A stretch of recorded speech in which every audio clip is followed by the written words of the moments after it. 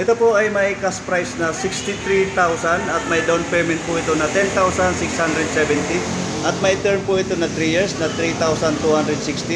Pwede rin po kayong kumuha ng 2 years or 1 year, depende po sa gusto nyo. Ito po ay 24 months or 2 years na may monthly na 4,091 at may down payment po ito na 12,332.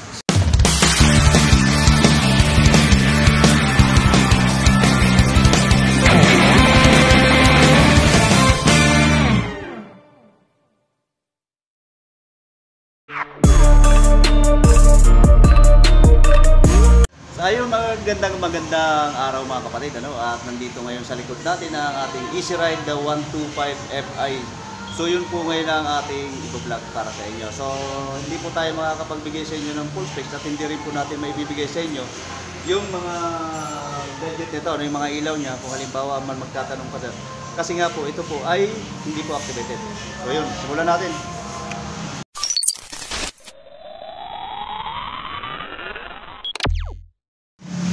So, ito na mga kapatid ang ating Easy Ride the 125 Fi. Ayan, ito po ay may tatlong kulay at mayroon po itong kulay orange at mayroon din pong kulay blue at may kulay black. So, tatlong kulay po itong ating may bibigay sa inyo ngayon. So, simulan natin dito mga kapatid sa unahan yung ating pagbibigay sa inyo ng mga specs niya. Ayun mga kapatid, tingnan natin itong kanyang headlight na halos kamukha siya ng Passion, yung kanyang design. At ito ay naka-projector lamp na rin po mga kapatid. At tingin ko dito sa pabilog na to ay park light. At kung mapapansin natin dito sa kanyang ilalim pa is meron pang isa na parang headlight din. So, pero hindi po kasi talaga natin malalaman sa ngayon kung ito po ba ay headlight or park light. Malalaman po yan natin pag ito po ay naka-activate na. At ang kanya rin pong signal light sa left and right ay nakapulili din na rin po yan.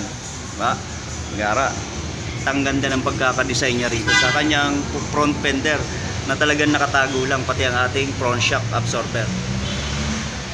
At ang kanya naman pong rotor disc, ayan, parang nakasabay na rin dito pati yung kanyang reading ng ating speed sensor.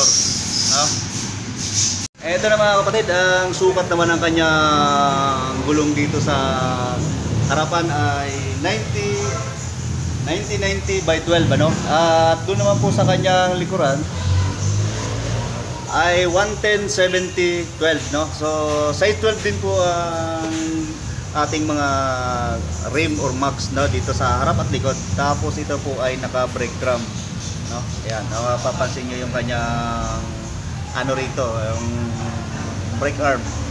At isa pa mga kapatid dito, tagong-tago talaga doon sa ilalim, So sana maging maganda at hindi naman dumihin yung ating pang ilalim, So magiging maulan at kailangan talaga rito is linis talaga. At ang kagandahan pa rito or hindi kagandahan sa iba kasi unang-una wala pong padyakan, wala tayong kick arm, So need talaga natin dito is mapanatili na maganda po yung ating baterya. Yun ang pinaka-importante. Ayan. At kung titingnan natin dito mga kapatid, yung dating nakapwesto rito sa ilalim, yan, ay ang kanyang oil filter is ngayon naman na nakapwesto na dyan is ang kanyang drain plug ng kanyang langis. At wala rin, ito po ang kanyang side stand is wala pa rin po tayong stop engine dyan na tinatawag. Kasi yun ang unang-una tinatanong din ng ating mga motor star lover, na kung ito ba ay mayroon na daw bang kill switch dito sa kanyang side stand. So wala po mga kapatid, yun po ang katotohanan. Itong kanyang rear footrest mga kapatid, yan, hindi siya kagaya nung 175 ADB na FI na may galaw siya, may clearance na malaki, ito talagang wala at nakatago lang siya kung halimbawa na itutupi natin, so hindi siya masyadong kita, yan. Pero kapag kukuitin natin, papahin lang, may sasabitan naman kasi dito. Dako naman tayo dito sa kanyang panel board na akala mo cellphone lang ang itsura, napakaliit lang siya pero hindi siya touchscreen mga kapatid. Dito rin ang pag-reset nito, pag-set kung halimbawa kayo mag-set siguro ng oras or doon sa odo, so may mga ipipress lang dito. Ituturo din natin sa inyo mga kapatid once na tayo ay makapag-activate na ng ganitong unit. At sa kanya namang mga switch, so parang pang Easy Ride na 150Q lang yung design nito. Meron din siyang passing light dito at ang kanyang high beam at low beam, at saka ang horn, at syempre ang kanyang winker lamp o signal light na tinatawag. At dito naman po sa kabila, dito ang kanyang engine stop or kill switch, at ang kanyang headlight, park light, headlight, at ang kanyang starter switch, at ang kanyang brake lever na napaka-suave at napaka-smooth lang. Dito naman po sa harap ay ito ay naka disc brake, no? Ayan, at sa kanya naman po packet dito sa left and right, malawak, no, malalim. So parehas ang size nila, parehas ang sukat ng dalawa. So kahit dalawang cellphone, tatlong cellphone kakasya dahil malawak naman. Yung mga gusto natin ilagay lang dyan. At siyempre meron din siyang hook dito na matibay siguro dito kaya inilagay. So mga pinamili natin, dito natin isasabit. At ang kanyang keyset, ganda ng design din, ano. So hindi ko lang sure kung umihilaw ito mga kapatid pag sinutihan natin. Malalaman pa natin yan once na tayo ay makapag-activate na nga, ano. At dito naman sa kanyang left side is nandito ang charging port. So ginaya na rin sa ating 150 na 175 ADB na FI, so sorry. Ayan, so dalawa na rin po ang kanyang charging port. Meron ng USB at Type C, no? Taas takip lang, cover lang siya. At sa tingin ko dito mga kapatid is nandito ang kanyang battery sa ilalim. Kasi mayroon siyang mga tornilyuhan dito, ano, dalawa. So ito rin ay mayroong matting. Kung halimbawa na kayo kukuha nito is may floor matting daw siya rito. Malapad, no? So magiging maganda to mga kapatid, lalong lalo sa mga babae kung gagamit nito. At ang lapad talaga rito ng kahaw, napakaganda. Ayan, tingnan naman natin dito sa side na ito mga kapatid ang kanyang U-box. Yun, oh. Lalim ng kanyang U-box. Pero yun nga lang po, hindi kakasya ang full face helmet o kaya half face na helmet, hindi rin po kakasya. Pero sa tansya ko po dito is kakarga po ito ng 28 to 30 liters, no? Tungkol naman po sa kanyang fuel tank capacity is nasa 7.2 liters ang kasya po rito, no? Yan. At hindi na tayo mahihirapan dyan na sasabihin natin magpapasukan ng tubig. Depende na po kung ikakarga ninyo ay tubig. Pero kung halimbawa nakaparada lang, malabo na po kasi nasa ilalim na siya na compartment. At ang kagandahan din dito mga kapatid, ang kanyang built-in na top box bracket, na hindi na natin kailangan bumili o maghanap ng kasukat nito kasi box na lang ang bibili natin, plug and play na siya rito. So ang dami pang butas na pwede natin pagpilian.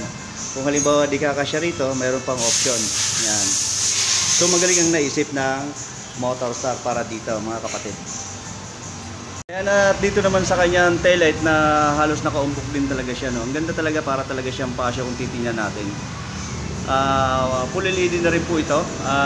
Siyempre ang kanya signal light, LED na rin po yan, pati po ito sa left and right, no? So full LED na po ang lahat ng ating mga accessories. Dito naman ang design sa kanyang muffler mga kapatid is same lang siya nung parang ano, kung mapapansin nyo, kung kayo ay nakakita na ng motor na is just 70, just 70. So ganito lang kaliit yung kanyang muffler, no? Yan, so hindi siya ganung kabigat, hindi siya ganung kalaki. So nandito din ang ating lipstick sa langis. Yan, at siyempre mayroon din po isa yan dito na para naman po doon sa pagdi-drain natin ng langis. So dalawa ang ating pagkukuhanan ng langis, no, kung tayo ay magdi-drain dito sa kanan at mayroon pa doon sa kaliwa. At ang kanyang fan. So parang mahirap kumbaga kung titingnan natin. Kung para sa akin parang ang hirap baklasin ito, no?